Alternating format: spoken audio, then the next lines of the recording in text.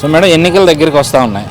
ముందుగా సీట్ల కోసం అయితే ప్రతి పార్టీలో గొడవ జరుగుతూ ఉంది. ఈరోజు డిక్లేర్ చేసిన వైసీపీ సంగతి పక్కన పెడితే ఇంకా సీట్లు కూడా డిక్లేర్ చేయని తెలుగుదేశంలో కూడా రచ్చగా అనిపిస్తుంది. ఈరోజు విజయవాడలోనే పశ్చిమ నియోజకవర్గంలో సీట్ నాదంటే నాదని చెప్పి బాహాబాహి తీసుకుంటా ఉన్న పరిస్థితి. మైనారిటీలు కానీ లేదా బీసీలు కానీ మాకంటే మాకు సీట్ అంటూ ఉన్నారు. దీన్ని ఎట్లా చూస్తారు? చంద్రబాబు గారు మంచి విజన్ ఉన్న వ్యక్తిగా మేము నమ్ముతున్నామండి. ఆయన ఏదైతే పదవుల గురించి డిక్లేర్ చేస్తారో అది ఖచ్చితంగా వాళ్ళకి ఇస్తారు. ఈ లోపల చిచ్చులు పెట్టడం అనమాట అండి. మన పార్టీలోంచి పక్క పార్టీకి కూటికి చేరిన పక్షులు కొన్ని లేవనెత్తుతున్నాయి. కొంతమందిని ఉసుకలిపి వీళ్ళకి పొగపెట్టి సోద్యం చూస్తున్నారు. వీళ్ళకి ఈ అమాయకత్వం ఇంకోటో తెలియదు, కానీ ఈ గతం నుంచి ఉన్నవాళ్ళు, సీనియారిటీ ఉన్నవాళ్ళు కూడా ప్రలోభపడి మాటలకి ఈ మాటల తోటాలు పేల్చుకోవటం, ఒకరికి ఒకళ్ళు యుద్ధానికి సై అంటే సై అన్నట్టు మారిపోయి మాటల యుద్ధం జరుగుతుంది అక్కడ. అంతకు మించి ఏం కాదు.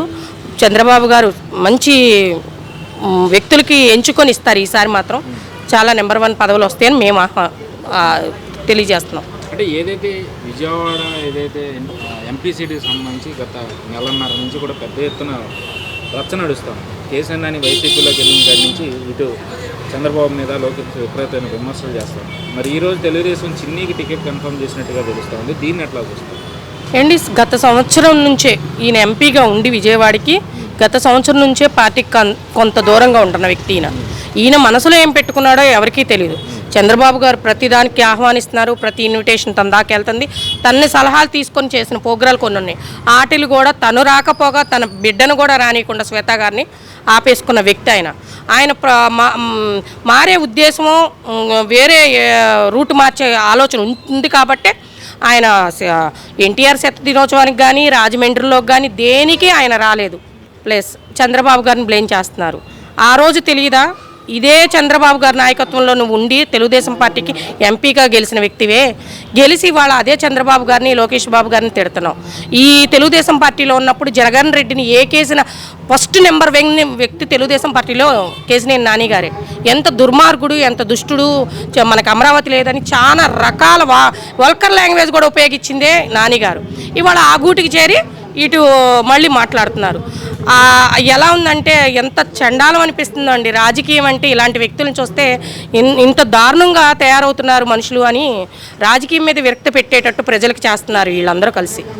సో ఇప్పుడు ఇదే ఎన్నికల సమయంలో 30 కంటైనర్లతో వెళ్తున్న డబ్బంతా కూడా కేంద్ర బలగాలు పట్టుకునే వరకు కూడా రాష్ట్రం నుంచి వెళ్తున్నాయనే అంశం ప్రజలకు తెలియలేదు అంటే సో వ్యవస్థలు ఎటుపోతున్నాయి అనుకో. అండి, గత 4.5 సంవత్సరాలుగా కడపలో ఇడుపులపాయలో కొండని నాటాడండి. ఈయన బంగారపు కొండని నాటాడు. ఈ 4.5 సంవత్సరాల నుంచి ఆంధ్రాదంతా అక్కడ పెట్టేసి ఏపీ రాష్ట్రం మొత్తం అక్కడ పెట్టి కొండను తయారు చేసుకున్నాడు. ఇప్పుడు అదే కొండని, బంగారపు కొండని గని నుంచి తొలగించుకుంటూ వచ్చి మళ్ళీ ఎలక్షన్లో ఒక 70 రోజులు దగ్గరికి వచ్చేసరికి ప్రజలకి కాస్త పెంచడానికి, కాస్త తన ఖజానాలో వేసుకుంటాకి ఇవాళ బయటకు వస్తే అంటే కేంద్ర ప్రభుత్వం ఇవాళే కళ్ళు తెరిసిందా మరి ఏంటన్నది మనకే అర్థం కావట్లేదండి. ఇది మొత్తం స్కామ్ కింద నడుస్తున్న వ్యవహారమే కనిపిస్తున్న ప్రజలు ఎవరు పిచ్చోళ్ళు కాదు. ప్రజలు ఎవరు కళ్ళు మూసుకొని కూర్చోట్లేదు. ప్రతి వ్యక్తికి మీడియా టు మీడియా తెలుస్తుంది. ప్రతి వ్యక్తికి ఇది నిజమా, ఏది అబద్ధం, ఏది నిజం అని తెలుసుకునే శక్తి కలిగి ఉన్నారు ఇవాళ ప్రతి ఓటు హక్కు కలిగిన ప్రతి వ్యక్తి కూడా. కాబట్టి దీన్ని ప్రతిఘటిస్తారని నేను ఆశిస్తున్నాను. చాలా దారుణం అనమాట. అంటే ఒక ఏపీ రాష్ట్రంలో వచ్చిన సంపద అంతా తీసుకెళ్ళి కొండగా తయారు చేశాడు. ఇవాళ అదే కొండను తొలగి ఇచ్చి మళ్ళీ ప్రజలకి ఎలక్షన్ టైంలో పంచడానికి తీసుకొస్తున్నట్టే కనిపిస్తుంది. ఇది నిజం కూడా వాస్తవాన్ని చెప్పాలంటే. బంగారం అని ఇంకోటి వాళ్ళ రాష్ట్రం మొత్తం వాళ్ళ చేతిలో ఉందండి. ఏదైనా సృష్టించగలరు. ఏదైనా మసి రాసి మారేడుకాయ చేయడం వాళ్ళ వల్లే సాధ్యం. ఇంకొకటి, నేర చరిత్ర ఉన్న వ్యక్తిని వాళ్ళ సీఎం చేసుకుంటే ఇలాంటి నేరాలే మనం చూడాలి. ఇంకో 70 రోజులు ఇలాంటి నేరాలు చాలా చూస్తాం. ప్రజలు కూడా దీనికి సిద్ధమైపోయారు. ఏ విధంగా తీర్పు ఇవ్వాలి 2004లో ఎలక్షన్లో అన్నది ప్రజలు కూడా ఒక అవగాహనతో అయితే ఉన్నారు. ఖచ్చితంగా పెద్ద ఎత్తున కంటైనర్లు తరలివెళ్తూ ఉంటే దాన్ని ఆపాల్సిన పోలీసులు తెలంగాణ రాష్ట్రంలో గంజాయి అమ్ముతూ దొరికిపోవడం అంటే ఇంతకన్నా ఏముంటుంది అంటారు మనం మాట్లాడుకోవడం? అదే లాండ్ ఆర్డర్ ఎక్కడుందండి? నిద్రపోతుంది. గత 4.5 ఏళ్లుగా నిద్రపోతూనే ఉంది. ఇంకొక 70 రోజులు లేదా ఇంకొక 3 నెలలు వేసుకోండి, గట్టిగా నిద్రపోద్ది. ఎందుకంటే ఆయన జో కొడుతున్నారు, వీళ్ళు పడుకుంటారు. లాండ్ ఆర్డర్ ఎప్పుడో ఏపీలో చచ్చిపోయిందండి. పని చేయటం ఎప్పుడో మానేసింది. పోలీసులు తొత్తులుగా మారిపోయారు. ఎవరో ఒకళ్ళు ఉంటారు, ఆ ఒకళ్ళు ఇద్దరు ఉన్న వాళ్ళని స్టేట్లు మార్చేస్తున్నారు, పోస్టులు మార్చేస్తున్నారు, లేకపోతే సస్పెండ్ చేస్తున్నారు. వాళ్ళు నోరెత్తి మాట్లాడలేను. ఎందుకంటే రాజ్యాంగం మొత్తం రాసేశాడు, రాజ్యాంగాన్ని తీసుకొచ్చేసాడు కొత్తగా. కాబట్టి ప్రజలు కానీ ఎవరైనా సంసిద్ధులై ఉండిపోయారు. ఏం చేయాలో అర్థం కాక ఒక ఛాన్స్కి ప్రలోభపడి ఓటు వేసినందుకు ఇవాళ మా పరిస్థితి ఏంటి, అధోగతి పాలైపోయింది. ఇంక 3 నెలలు ఎప్పుడవుద్ది, 70 రోజులు ఎప్పుడవుతాయి, ఎలక్షన్లు ఎప్పుడు వస్తాయని ఎదురు చూసే పరిస్థితి దిగజార్చేశారు ఈయన. అది ఇంత జరుగుతూ ఉంది. మరో పక్క చూస్తేనేమో 600 కోట్లకు పైగా రాత్రి సలహాదారుల కోసం రాష్ట్ర ప్రభుత్వం విడుదల చేయడం, అందులో 140 కోట్లు ఒక్క సజ్జల రామకృష్ణారెడ్డికి కేటాయించడం. దాని మీద మనోహర్ గారు చెప్తా ఉన్నారు నిన్న. సో మరి రాష్ట్రంలో జీతాలు ఇవ్వడానికేమో ఒక పక్క డబ్బులు ఉండవు, కానీ ఇక్కడ చూస్తే సలహాదారులకి అంత పెద్ద ఎత్తున డబ్బులు విడుదల చేయడం ఎట్లా చూస్తారు? ప్రజలకి పెట్టడానికి చేతులు రావట్లా, గవర్నమెంట్ ఉద్యోగస్తులకి జీతాలు ఇవ్వడానికి చేతులు రావట్లా. ఈయనకి ఖజానాల్లో చెప్పాను కదండి, ఇలాంటి ఇంకెన్నో చూడాలి మనం. ఈ 70 రోజుల్లో చాలా చూస్తాం ఇలాంటి. ఆయనకి ప్రాణం ఒప్పక ఉన్నది మొత్తం ఖజానాలో తొక్కేసి పెట్టేసి ఇప్పుడు తీస్తున్నాడు బయటికి. 140 ఏంటండి, ఇంకా ఎక్కువ కూడా ఇస్తాడు. ఆయన చేతుల్లో ఉంది, రాష్ట్రం మొత్తం ఆయన చేతుల్లో తీసేసుకున్నాడు.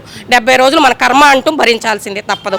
ప్రజలు రేపు ఓటు హక్కుతో వాళ్ళకి సరైన గుణపాఠం నేర్పిస్తారని మేము నమ్ముతున్నాం. సో వీటన్నిటికన్నా ముఖ్యంగా ఈరోజు ల్యాండ్ టైటిలింగ్ యాక్ట్ అంటూ కొత్త సందాన్ని ప్రభుత్వం తీసుకొచ్చి ఈరోజు సొంత భూమి ఉన్నవాడు కూడా భూమి అతని పేరు మీద ఉందో లేదో చూసుకోవాల్సిన పరిస్థితి తీసుకురావడం అనేది మనం ఎంతవరకు కరెక్ట్ అనుకోవాలి? ఎన్ని మాఫియాలు జరిగినాయండి గత 4.5 సంవత్సరాలుగా? ఎన్ని మాఫియాలు? ఎవరు రైతులు స్థలాలు తీసుకొచ్చి ప్రజలకు పనిచేస్తానని చెప్పాడండి ఈయన సీఎం గారు, జగన్ గారు? ఇలాంటివి ఇంకా జరుగుతాయి, చాలా జరుగుతాయి. చాలా నరకాలు అనిపిస్తున్నారు. అయినా నా ఆస్తికి ఎవడమ్మ మొగుడిని పెడతామండి తీసుకెళ్ళి?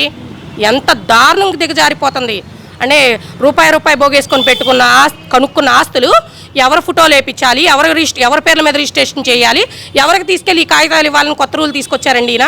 అంటే మాకంటే చదువు లేదు, లా చదువుకొని కొన్ని వేల కోట్ల రూపాయలు ఇచ్చేసి ఆ చదువుకి కేటాయించి వాళ్ళ ఆ చదువులో ఉన్న అక్షరాలను ప్రతి అక్షరాన్ని క్షుణ్ణంగా చూసిన లా చదివిన వాళ్ళు రోడ్డెక్కి నిరాహార దీక్ష దిగారు. అంటే అక్కడ అర్థం కావట్లేదా రాష్ట్ర ప్రజలకి ఎంత దారుణంగా దిగజారిపోయిందో? అర్థమవుతుంది, ప్రతి ఒక్కళ్ళకి అర్థమవుతుంది.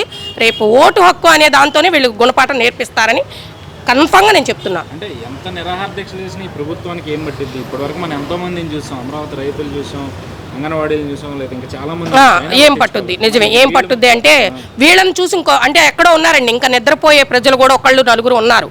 వాళ్ళకన్నా మేలుగొల్పోవద్ది ఇది. ఇలాంటి మనం వాళ్ళ కడుపు నిండింది కదా అని ఇంట్లో కూర్చుంటే ఆకలోడు నొప్పి మనకు తెలియదు. కాబట్టి కడుపు నిండింది అని కూర్చోకుండా బయటకు వచ్చి ఎప్పుడైతే ఎదుటోడు ఆకలి చూస్తామో సరైన మార్గంలోకి వచ్చింది. ఇప్పుడు వాళ్ళు చేసే ధర్నా కూడా అదే. ఆయన సీఎం మారిపోతాడో లేకపోతే రాజ్యాంగాన్ని మార్చేస్తాడో లేకపోతే చట్టబంధన ప్రకారం తీసుకొస్తాడని కాదండి. ప్రజల్లో చైతన్యం రావడానికి ఇలాంటివి చెయ్యాలి, చేస్తూనే ఉండాలి. రాష్ట్రం మారేదాకా, ప్రభుత్వం మారేదాకా చేస్తూనే ఉండాలి ఇలాంటివి.